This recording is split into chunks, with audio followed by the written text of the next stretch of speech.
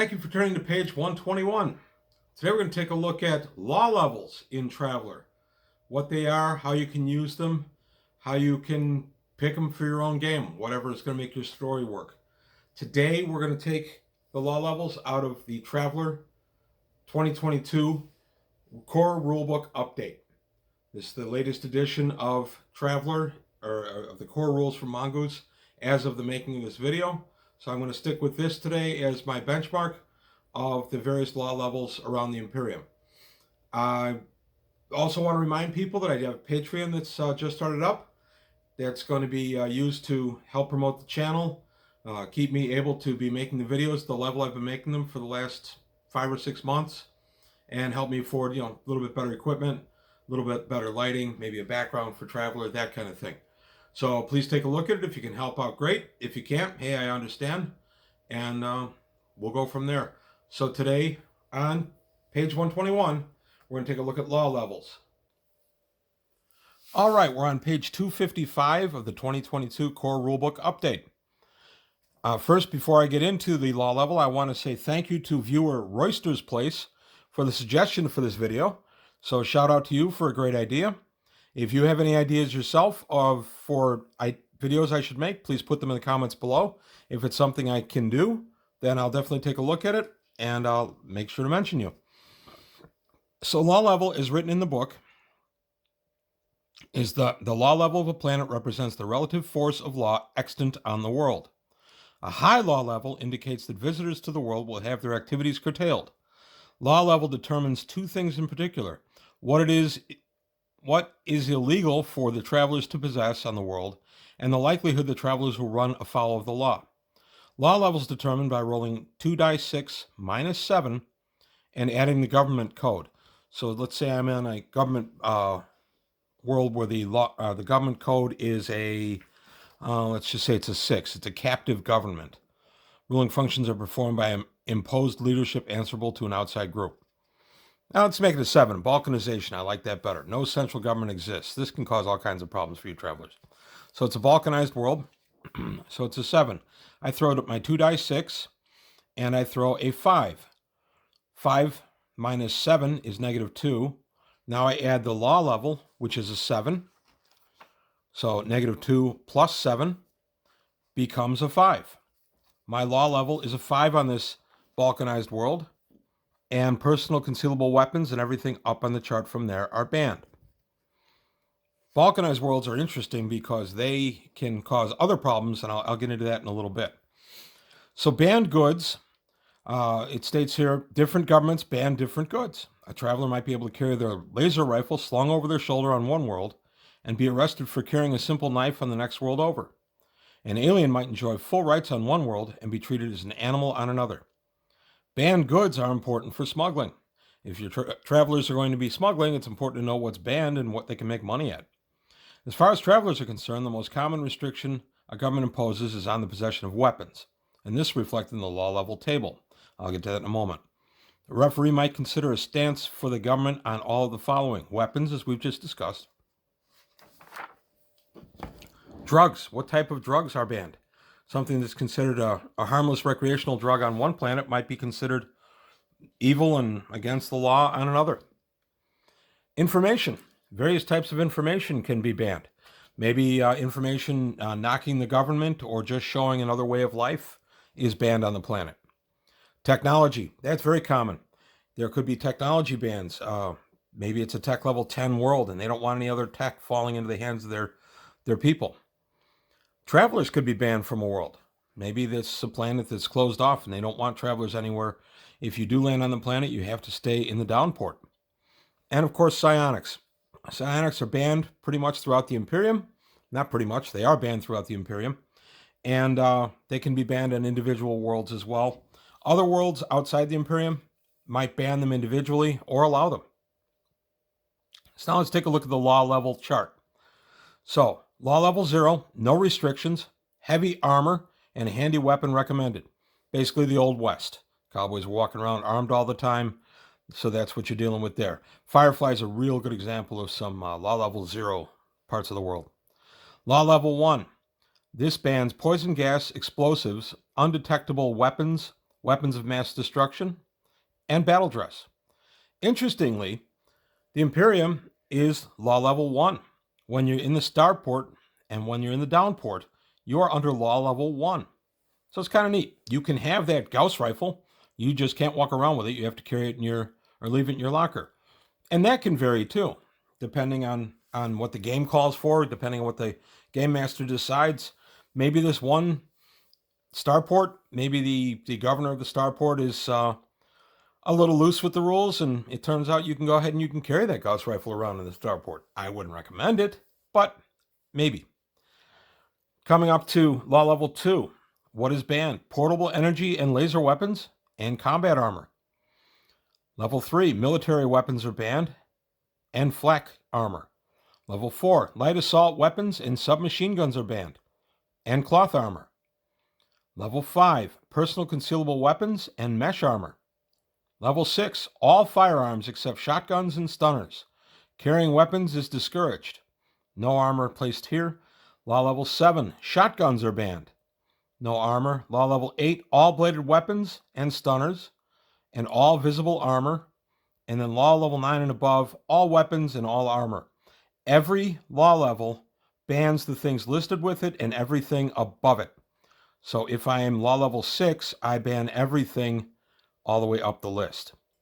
So it can get quite restrictive. You want to be careful with law levels because you don't want to have it that the players are getting arrested immediately that they set foot outside the downport. On the other hand, you don't want to have them just run amok on the planet and start a bar fight and draw a gun and kill somebody. And, there are repercussions for that. Speaking of which, the law and travelers. A planet's law level can be used to determine the traveler's interactions with the law. In each of the following situations, you roll a 2 dice 6, add the listed modifiers, and if the total is equal to or lower than the planet's law level, the travelers are investigated or challenged by agents of the planetary law enforcement. So in other words, the off-worlder's acting suspicious, and I'm on a law level 7 world.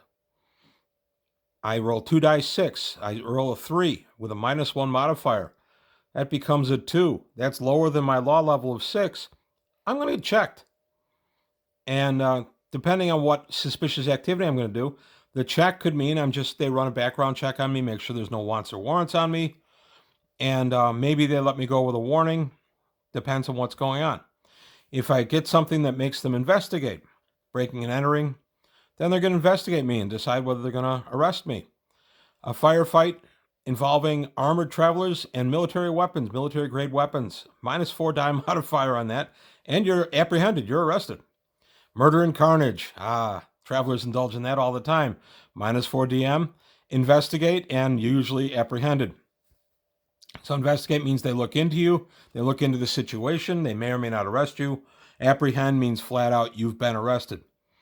If you are arrested and you stand trial, here is a chart for your sentencing. And it all depends on the level of crime you've committed and the law level of the planet. So for crimes involving smuggling banned goods, the die modifier is equal to the difference between the law level and the banned goods in question. For example, laser weapons are banned at law level 2. So a traveler found with a laser weapon on a law level 6 world would have a +4 die modifier on the sentencing table. So if I were to roll a 7 on that, I would add 4 to that. That is an 11. I get imprisoned for 2 dice 6 years or exiled from the planet. Pretty interesting. One thing, be careful with this chart. Don't just throw it and live with it. You can end your campaign for 2 die 12 or 2 die 6 years. You could have your travelers in prison for 8 or 10 years. It's going to put a real crimp in the campaign. And then there's other crimes brought out up here: false identity, destruction of property, assault, manslaughter, and of course murder. And then if an advocate skill, you can reduce the severity of the sentence by getting an advocate check. In other words, you kind of act as your own lawyer. So important thing to know about law level. When you're in the downport, and this is the place where you've landed your ship on the surface of the planet, the downport within the Imperium is considered Imperial territory. It is exactly as if you were in an Imperial governed world. Well, you are in an Imperial governed world, but the downport is actually governed at the law level of the Imperium, which is law level 1. So you leave your nasty weapons aboard the ship, and you don't wear your battle dress out, and you're good to go. But once you set foot outside of the downport, and you're into the Star Town, or whatever they call the local town right near the starport, you go onto their soil. You're no longer considered to be in Imperial territory. You are in planetary territory. Say that 10 times fast. That becomes a problem. If you're walking around with your Gauss rifle in a neat pack and you've got it hidden, carried in a carry case, you're not carrying it outright, you're fine on the law level 1 Star Town. You cross outside and you don't realize that you are on a law level 9 world. You've just broken the law by stepping foot onto their territory with that weapon. You are then subject to being investigated, arrested, whatever, and then being sentenced. So I would not get too excited about doing random on this. I would have this set as my story. I do not want to get my characters imprisoned right away, unless, of course, part of my game is to have them break prison. I don't want to get them exiled from the planet if I have plans to use this planet in future games. So you've got to kind of be careful with these charts. I like these charts. I use them as suggestion, not mandates.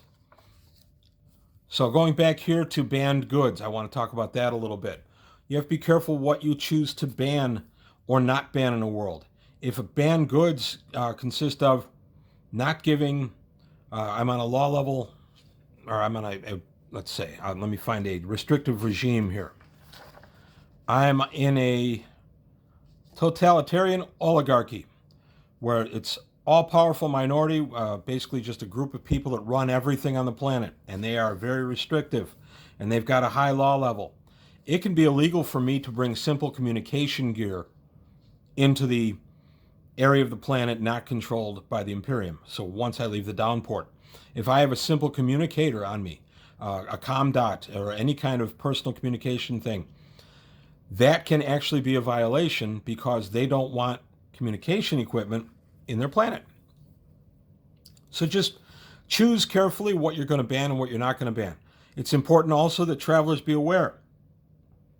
99.9% of the time, you're going to be able to find out the local law level when you step out of the starport, or the downport rather. It's going to be posted. You're going to have it from the Travelers Aid Society. You're going to have a lot of information that gets downloaded to you as you're headed toward the planet. So you want to be aware of that, and you want to check it. Now, if you're a DM who really is a stickler and your travelers don't check the law level, then they can kind of twist in the wind. That's entirely your call. The other thing I want to talk about, I mentioned balkanized governments being interesting a little bit ago. Balkanized government and traveler. I'll read the definition so we're all exactly on the same page. Balkanization, no central authority exists. Rival governments compete for control. Law level refers to the government nearest the starport. So in this case, I leave the starport on my air raft. It's completely legal for me to have my air raft in the community just outside the starport. I take my air raft for a 40-minute ride. I end up, 100 miles away, however fast I'm going, and I'm in a different authority. A different government has different law levels. Maybe it's even illegal for me to own an air raft there. I can find myself in trouble with the law simply by coming into their territory, being in my air raft. So you've got to be careful with balkanized worlds, but they are so much fun. They can cause such problems for your travelers. So the only other thing I want to touch on real quick, there are a lot of travel zones that are brought out in Traveler. I'm just going to touch on 2 travel zones right now. One is an amber zone. That's a caution zone. Maybe the world is balkanized and maybe the governments are at war. So the world is, maybe it's an amber, it's a limited war so far. So maybe the world is just an amber world cautioning you, hey, be aware, there could be a problem if you come to this world. And then you get the red zone worlds. Those are the worlds that are banned. You can't go there. Another example, staying with my war example, would be that the war has gotten completely out of hand and it's gotten really dangerous. The Imperium has just locked the world down and said they're going to fight it out, or we're going to send in negotiators. But for right now, you can't go to the world. It's a lot of worlds, a lot of reasons for worlds to be listed as amber or red zones. So that's not really law level, but it's just something I wanted to touch on. So that's all I've got today for page 121. I hope you like what you saw and heard. Hope you enjoyed the video. Please tell your friends about my channel. I would appreciate that. And if you can support through the Patreon, I would appreciate that as well. That's all I've got to say today. So thanks for watching from page 121.